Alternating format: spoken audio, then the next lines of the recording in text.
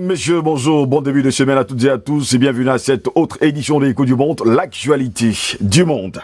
Dans le sillage de l'onde de choc provoquée par la mort de George Floyd aux États-Unis, les manifestations contre les violences policières se sont tenues samedi dans plusieurs villes françaises malgré les restrictions sanitaires et les interdictions préfectorales. Plusieurs manifestations ont eu lieu en dépit des interdictions. L'onde de choc provoquée par la mort de George Floyd aux États-Unis a continué de se propager. Samedi 6 juin dernier en France, où des manifestations contre les violences policières se sont tenues dans plusieurs villes malgré les restrictions sanitaires et les interdictions. Au total, plus de 23 000 manifestants ont battu le pavé dans le pays selon le ministère français de l'Intérieur.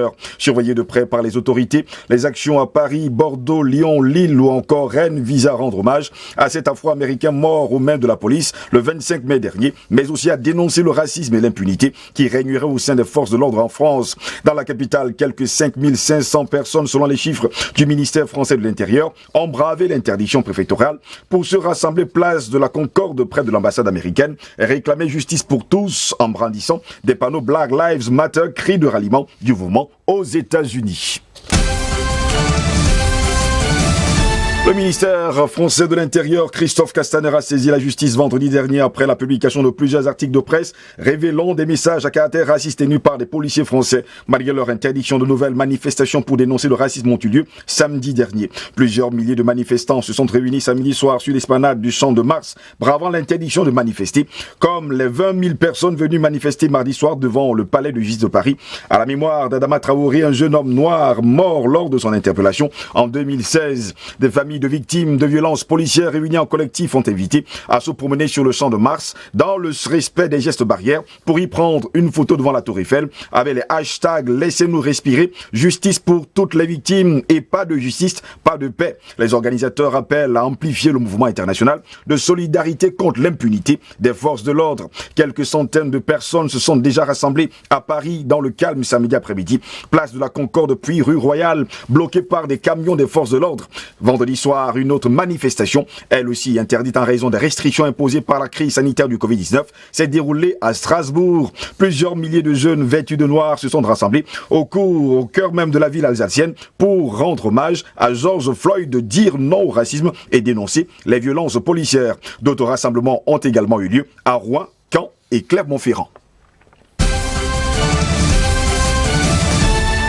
En raison de la crise du Covid-19, les cérémonies du 116e anniversaire du débarquement du 6 juin 1944 et de la bataille de Normandie se déroulent cette année en petit comité. Pas de grand raout prévu cette année pour célébrer les commémorations du 6 juin 1944. Les cérémonies du 76e anniversaire du débarquement et de la bataille de Normandie se déroulent sans public depuis le 6 juin dernier en raison de la crise du Covid-19, avec en ouverture un unique passage aérien de la patrouille de France. La cérémonie internationale point d'orgue des commémorations se déroulera samedi au monument de la Garde nationale de Vierville-sur-Mer, l'une des 5 plages du débarquement. D'ailleurs, contrairement aux foules et aux festivités du 75e d'ID qui avait rassemblé l'année dernière de nombreux chefs d'État, cette cérémonie, qui n'excédera pas 1 heure, se déroulera sans public sur invitation en présence de Geneviève Darrieussecq, secrétaire d'État auprès de la ministre des Armées. Contrairement à l'an dernier, aucun vétéran ne sera présent, ni aucun membre de leur famille. Pendant ce temps, des milliers d'Israéliens ont manifesté samedi à Tel Aviv contre le projet du gouvernement d'annexer les pans de Cisjordanie occupés à moins d'un mois d'une échéance possiblement cruciale sur ce dossier brûlant. Agitant des drapeaux palestiniens et israéliens, des milliers de manifestants ont battu le pavé le samedi 6 juin à Tel Aviv, protestant contre l'occupation de la Cisjordanie, le projet du gouvernement d'annexer certaines parties de ce territoire. À un mois d'une échéance qui pourrait être cruciale sur ce dossier, la manifestation a été organisée par des ONG et des partis politiques ancrés à gauche. Le nouveau gouvernement d'union israélien doit présenter à partir du 1er juillet sa stratégie pour mettre en œuvre le plan de l'administration américaine pour le Proche-Orient, lequel prévoit l'annexion par Israël de la vallée du Jourdain et des colonies en Cisjordanie occupées. Plus de 450 000 Israéliens sont installés dans les colonies jugées illégales par le droit international en Cisjordanie où vivent 2,7 millions de Palestiniens. Le Brésil, troisième pays le plus endeuillé au monde avec plus de 35 000 morts, a cessé de communiquer sur le coronavirus et a effacé les statistiques de l'épidémie d'un site officiel. Plusieurs mois de statistiques ont disparu au Brésil. Le pays d'Amérique latine a retiré le samedi 6 juin dernier d'un site internet public plusieurs mois de statistiques sur l'épidémie de coronavirus dans le pays et a cessé de communiquer le nombre total de cas de contamination et de décès. Le ministère brésilien de la Santé ayant seulement fait état du bilan des dernières 24 heures. Les données cumulées ne reflètent pas le moment dans lequel le pays se trouve, a déclaré sur Twitter le président Jair Bolsonaro, citant une note du ministère brésilien de la Santé. D'autres mesures sont en préparation pour améliorer le recensement des cas et la confirmation des diagnostics. Ni Jair Bolsonaro, qui a régulièrement minimisé les dangers de l'épidémie, ni le ministère brésilien de la Santé n'ont fourni de motifs pour la suppression des données par date, municipalité et État qui figuraient sur le site officiel dédié au coronavirus. La page a été supprimée vendredi pour laisser place samedi à une nouvelle présentation et des données réduites en affichant seulement les décès, nouveaux cas et rémissions au cours des 24 dernières heures. Plus de 672 000 cas confirmés, le deuxième total le plus important au monde derrière les États-Unis, et près de 36 000 décès avaient au total été recensés en fin de semaine. Le ministère brésilien de la Santé a fait état samedi soir de 27 075 cas et 904 décès au cours des 24 dernières heures.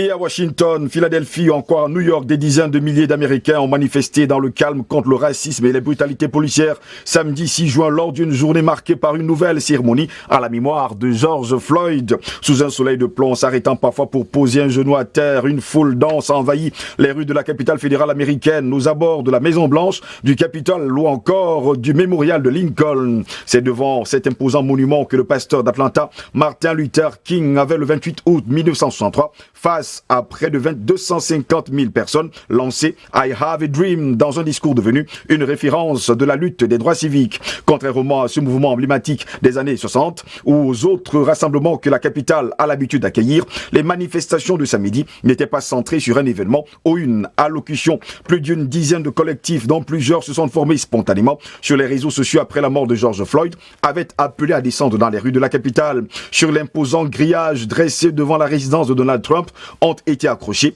des représentations de George Floyd, Michael Brown, Trayvon Martin, Breonna Taylor, des Afro-Américains morts aux mains de la police américaine ces dernières années. Présente sur la place, la maire de Washington, Muriel Bowser, cible des tweets moqueurs du président américain, a jugé qu'il était temps de dire au suivant en novembre, en référence à l'élection présidentielle prévue dans 150 jours, très exactement. Voilà, mesdames, messieurs, c'est ici que s'achève cette autre édition de Écho du Monde. Au plaisir de vous retrouver demain. Restez sur DBS, l'information est en continu sur notre chaîne. Bonne journée, bon début de semaine, au revoir.